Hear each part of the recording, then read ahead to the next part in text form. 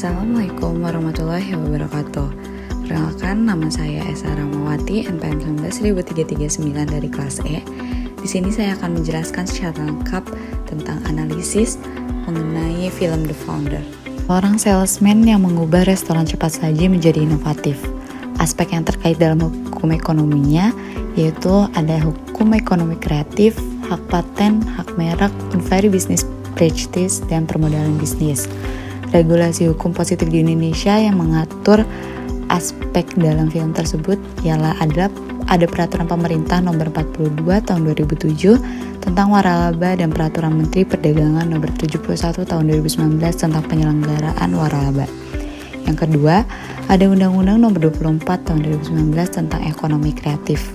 Yang ketiga, ada Undang-Undang nomor 13 tahun 2016 tentang hak paten. Yang keempat, ada pasal 1 angka 5 Undang-Undang MIG telah mengatur hak atas merek. Yang kelima, Undang-Undang nomor 5 tahun 1999 tentang larangan praktek monopoli dan persaingan usaha tidak sehat. Yang terakhir, ada Undang-Undang nomor 25 tahun 2007 tentang penanaman modal. Selanjutnya ada analisa singkat. Yang pertama, menurut saya di film tersebut kita dapat melihat bagaimana awalnya Dick dan Mac tidak mau restorannya tersebut dikembangkan karena mereka lebih mengutamakan kualitas produk dibandingkan kuantitas yang ditakutkan akan merusak citra restoran mereka.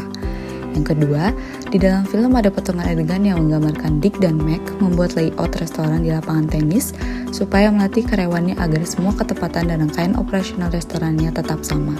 Mereka benar-benar menempatkan detail dalam bisnis restorannya secara profesional. Yang ketiga, bagaimana Kroc mencari orang-orang agar mau membeli waralabanya.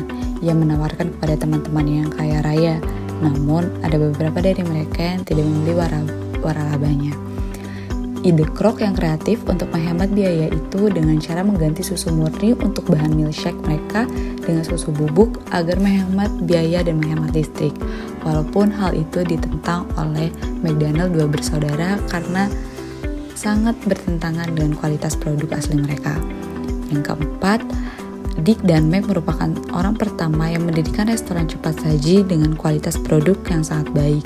Dengan waktu 30 detik, mereka sudah bisa melayani pembelinya dengan bungkus hamburger yang pada saat itu hanya sekali pakai dan baru mereka saja yang menerapkannya. Selanjutnya, saat Harry Sonneborn bertemu dengan Kroc dan memberitahunya untuk memiliki lahan properti dan menyewakannya kepada pemegang waralabanya, maka dari itu, Kroc akan mendapatkan hasil yang sangat tinggi dan cara itu berhasil karena McDonald's Corporation saat ini adalah salah satu perusahaan pemilik properti terbesar di dunia. Yang kelima, itu terlihat pada saat keegoisan Kroc ingin mengelola McDonald's dan membuat McDonald's dua bersaudara tersebut tidak memiliki kepemilikannya lagi. Yang terakhir, bagaimana akhirnya Kroc dan McDonald dua saudara berpisah. Dengan Kroc mengendalikan bisnisnya itu dan McDonald dua bersaudara tetap mempertahankan restoran pertamanya di San Bernardino. Dalam kesepakatan secara lisan, yang Kroc yakini kepada McDonald dua saudara tersebut, jika mereka menjualnya kepada Kroc, mereka akan mendapatkan royalti sebesar 1% dan mendapatkan bayaran $2,7. Poin-poin yang dapat dijadikan bahan informasi atau edukasi bagi publik. Yang pertama, visi dan misi serta kegigihan Kroc dalam berbisnis yang sebelum-sebelumnya ia gagal dalam bisnisnya untuk menjual alat milkshake-nya tersebut. Dan akhirnya dari kegagalan itu dia mendulang kesuksesan. Yang kedua, edukasi betapa pentingnya sebuah perjanjian dalam surat tertulis, apalagi mengenai sebuah perjanjian waralaba. Yang ketiga, pentingnya pendaftaran paten agar semua ide dan inovasi tidak sewenangnya sehingga terjamin hak kepemilikan pemegang paten tersebut.